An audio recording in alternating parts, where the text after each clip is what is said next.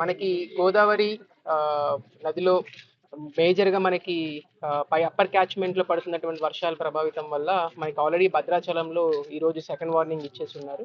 So, మనకున్నటువంటి forecast ప్రకారము ఈరోజు అర్ధరాత్రి కల్లా గాని, లేకపోతే రేపు మార్నింగ్ కల్లా గాని మనకి థర్డ్ వార్నింగ్ రాబోతా ఉంది. అంటే ఇంచుమించు 53 అడుగులు భద్రాచలంలో నీరు పారేటటువంటి అవకాశం ఉంది.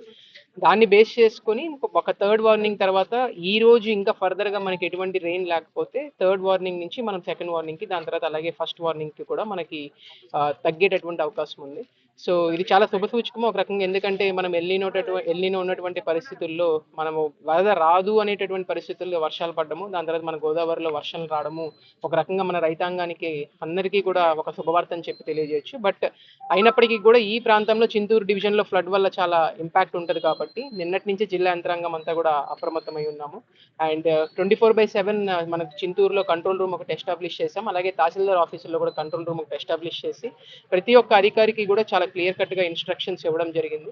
వారికి ఆల్రెడీ ఇంతకు ముందే మనం ఒక 2 టైమ్స్ ఫ్లడ్ రివ్యూ మీటింగ్స్ పెట్టుకొని ప్రతి గ్రామాల్లో కూడా జరుగుతున్నట్టు గ్రామాల్లో కూడా ఫ్లడ్ మీటింగ్స్ పెట్టుకొని వాళ్ళు ఏ రిలీఫ్ క్యాంప్‌కి వెళ్ళాలి, ఏమేం కట్ ఆఫ్ పాయింట్స్ వస్తాయి, ఏ ఏ ఫీట్ ఆఫ్ వాటర్ వల్ల అంటే భద్రాచలం 40 అడుగులు ఉంటే మనకి ఏం విలేజెస్ కట్ ఆఫ్ అవుతాయి, 43 ఉంటే ఏం కట్ ఆఫ్ అవుతాయి అని ప్రతి అడుగుకి కూడా మనము ఏం రోడ్లు కట్ ఆఫ్ అవుతాయి, అలాగే ఏ హ్యాబిటేషన్స్‌ని మనకి కట్ ఆఫ్ అవుతాయి అనేది క్లియర్ కట్‌గా మనం ప్లాన్ చేసుకొని ముందస్తుగా డిప్లాయ్ చేయడం కూడా జరిగింది. ఈ రోజు జిల్లా అధికారులందరూ కూడా చింతూరు డివిజన్‌కే వచ్చి వీరికి కావాల్సినటువంటి ప్రజలకు కావాల్సినటువంటి రిలీఫ్ అండ్ రీహాబిలిటేషన్ మెజర్స్‌కి అన్ని సౌకర్యాలు కూడా ఏర్పాటు చేసున్నాము. సో, ముఖ్యంగా మనకి రేషన్ డిస్ట్రిబ్యూషన్ పాయింట్ ఆఫ్ వ్యూలో నుంచి సెప్టెంబర్‌కి సంబంధించినటువంటి రేషన్ డిస్ట్రిబ్యూషన్ కూడా మనకి రేపటికల్లా చింతూరు డివిజన్‌కి వస్తా ఉంది.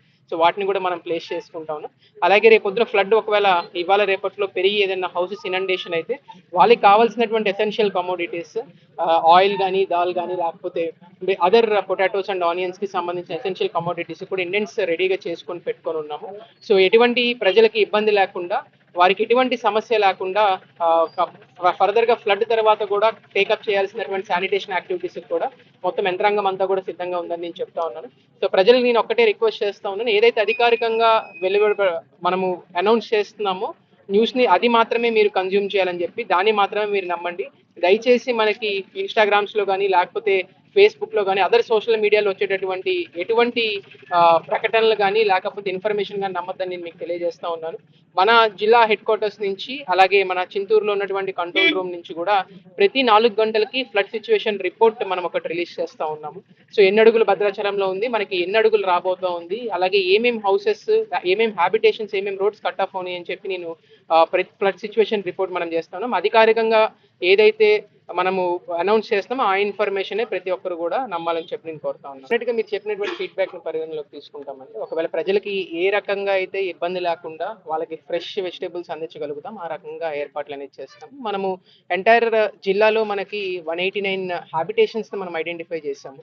అంటే సుమారుగా 34,000 కుటుంబాలు మనకి మాక్సిమం ఫ్లడ్ లెవెల్ 2022లో ఒకవేళ ఫ్లడ్ వచ్చినటువంటి మళ్ళీ ఫ్లడ్ పరిస్థితులు ఒకవేళ ఎదురైతే అంత ప్రకృతిలో మనకి ఇంపాక్ట్ ఉంటది. బట్ ఆబ్వియస్‌గా మనకి ఉన్నటువంటి ఫస్ట్ లెవెల్‌కి కొన్ని, సెకండ్ లెవెల్‌కి కొన్ని 60 అడుగుల వరకు వస్తాయి, కొన్ని 65 అడుగులకి వస్తాయి కొన్ని. నేను ప్రతిదీ మ్యాప్ చేసుకొని ఉన్నాం. ఓవరాల్‌గా జిల్లాలో 150 రిలీఫ్ సెంటర్స్ కూడా మనం ఎస్టాబ్లిష్ చేయడం జరిగింది. ఎంట్రీ బోట్స్ ఎస్పెషల్లీ మనకి ఈ గూడ్స్ యొక్క ట్రాన్స్‌పోర్టేషన్‌కి లేకపోతే మనకి పీపుల్‌ని ట్రాన్స్‌పోర్ట్ చేయడానికి వీటన్నిటిని కూడా మనం వాడుకోవడం, ఎంగేజ్ చేయడం జరుగుతుంది. సుమారుగా మనం ఒక 32 బోట్స్ మనం ఐడెంటిఫై చేసి వీళ్ళందరినీ కూడా ఎంగేజ్ చేసుకోవడం జరిగింది. సో, వాళ్ళతోటి నిన్నే సంప్రదింపులు జరిపి వాళ్ళందరినీ కూడా మనం ఎంగేజ్ చేసుకున్నాం. వాళ్ళకు ఉన్నటువంటి ఏవైతే కొన్ని పేమెంట్ రిలేటెడ్ ఇష్యూస్ ఉన్నాయో వాటి మీద కూడా వాళ్ళందరికీ భరోసా ఇచ్చి కొంత పేమెంట్ కూడా మనం రిలీజ్ చేయడం జరిగింది. దానికోసం మనం ఈసారి ఏం చేస్తున్నామంటే ముందస్తు చర్యలో భాగంగా అసలు ఈ ఫ్లడ్‌కి సంబంధించినటువంటి 189 విలేజెస్‌లో అంతవరకు కూడా మనం వెయిట్ చేయకుండా అసలు ఎంతమంది ప్రెగ్నెంట్ వుమెన్ ఉన్నారు, ఎంతమంది లాక్టేటింగ్ వుమెన్ ఉన్నారు, అలాగే ఇప్పుడు ఈడీడీ అంటామన్నమాట. సో, ఎస్టిమేటెడ్ డెలివరీ డేట్‌కి దగ్గరగా ఉన్నటువంటి ఎవరైతే ప్రెగ్నెంట్ వుమెన్ ఉన్నారో వాళ్ళందరినీ కూడా మనం ఐడెంటిఫై చేసాము. ముందుగా థర్డ్ లెవెల్‌కి మనకి పక్కాగా ఇన్ఫర్మేషన్ ఉంది కాబట్టి థర్డ్ లెవెల్‌కి ఇంపాక్ట్ అయ్యేటటువంటి విలేజెస్‌లో ఉన్న ఆల్ ప్రెగ్నెంట్ వుమెన్‌ని, ఈడీడీ ఉన్న వుమెన్‌ని ఆల్రెడీ షిఫ్ట్ చేయడం మొదలుపెట్టాం మనం. సో, కొంతమందిని మనము ఏరియా హాస్పిటల్‌కి షిఫ్ట్ చేస్తున్నాం, కొంతమంది సీహెచ్‌సీస్‌కి షిఫ్ట్ చేస్తాం. సో, మనకి ఉన్నటువంటి ప్రీవియస్ ఎక్స్‌పీరియన్స్‌ని బేస్ చేసుకొని ఎస్పెషల్‌గా మనకి కావాల్సినటువంటి ఎసెన్షియల్ డ్రగ్స్ అంతా కూడా ఆల్రెడీ ఇప్పుడు మన సిహెచ్సిలో కానీ కూనవరం సిహెచ్సిస్లో కానీ నియర్ బై పిహెచ్సిస్లో ఆల్రెడీ డిప్లాయ్ చేస్తాం, ఆల్రెడీ డంప్ చేయడం జరిగింది. అండ్ మెయిన్లీ ఈ యాంటీ స్నేక్ వినమ్కి సంబంధించినటువంటి యాంటీ స్నేక్ వినం కూడా మనం డిప్లాయ్ చేసాము. అండ్ దీంతో పాటుగా ఈసారి మనం మెడికల్ క్యాంప్స్ కూడా పెట్టాం. ఇప్పుడే నేను శబరికొత్తగూడెము అలాగే మన టేకులబూరు దగ్గర ఒక కాలనీ కూడా మనం విజిట్ చేయడం జరిగింది. అక్కడ కూడా మనం మెడికల్ క్యాంప్స్ కూడా పెట్టాము. సో రియాక్టివ్ గా కాకుండా ప్రొయాక్టివ్ గానే ప్రజలందరికీ ఎటువంటి ఇబ్బంది లేకుండా చూసేటటువంటి ప్రయత్నం చేస్తాం. ఇప్పుడు ఆల్ ఒక తహసీల్దార్ ఆఫీస్ లో కానీ చింతూరు ఆఫీస్ లో కానీ మనం 24/7 మనం డిప్లాయ్ చేసి అక్కడ ఒక మ్యాన్ పవర్ ను కూడా పెట్టుంచాము.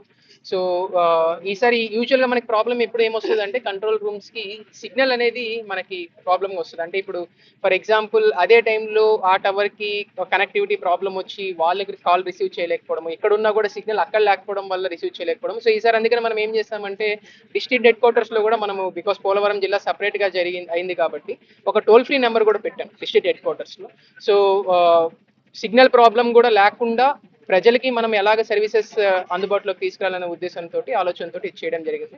సో అన్ని కంట్రోల్ రూమ్ నెంబర్స్ అంతా కూడా మనం ఆల్రెడీ వాట్సాప్ ద్వారా ప్రెస్ ప్రకటన ద్వారా ప్రచురించడం జరిగింది. సో ప్రజలందరూ యూజ్ చేయాల్సింది.